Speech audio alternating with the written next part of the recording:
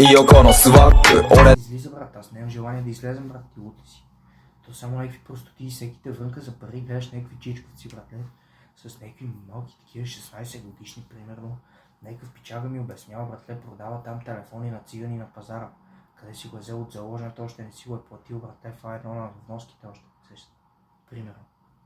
Говори, братле, да изиграем парите заедно, защото ще ги издухам. Изиграх парите, вика. Дай, купи ми, вика, едно уиски се води от 200. Стигаме, майката си е баба, кам ти. Седи си.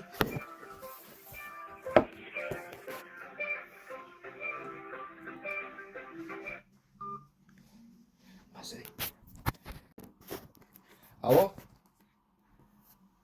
Какво става, бе, Луд? Кажи, какво става?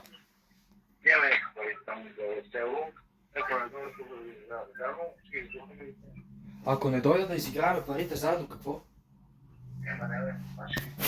Ще ги издухаш. Бате, искаш ли да сложим някакъв залог на някакъв матч? Аз гледах, мисля да сложа 1000 евро тук на един матч. Между другото.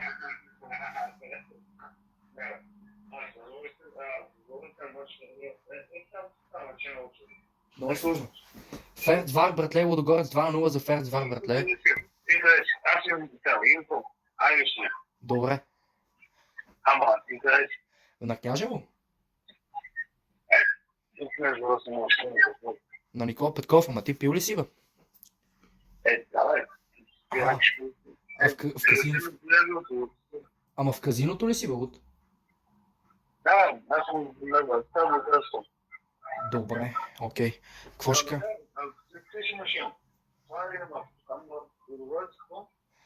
Лудогорец и Ферцвар. Да, всяко коефициента е 4,3 примерно на гол, братле, за Ферцвар, братле, до края на първото полувреме и залога е, братле, ако е троен, примерно, ако сложиш, примерно, едно, взимаш 3. Не знам, за тях, ако вкара трети гол до края на първото полувреме и ти е тройна печалбата. Да. Домакини са? Не, гости са.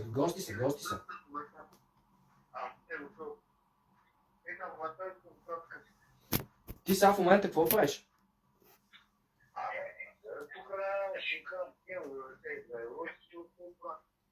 Ето какво, не знам.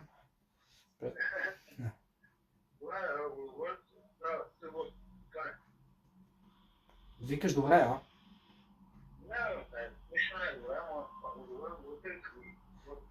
Да, бе, домакини са.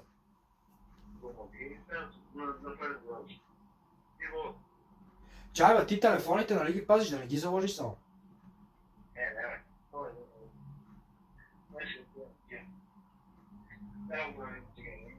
Дал си какво? Телефона на някакъв цигарин? За какво? За какво? Ама пари даде ли ти поне? 50 евро ти даде и си даде телефона, ама то новия ли?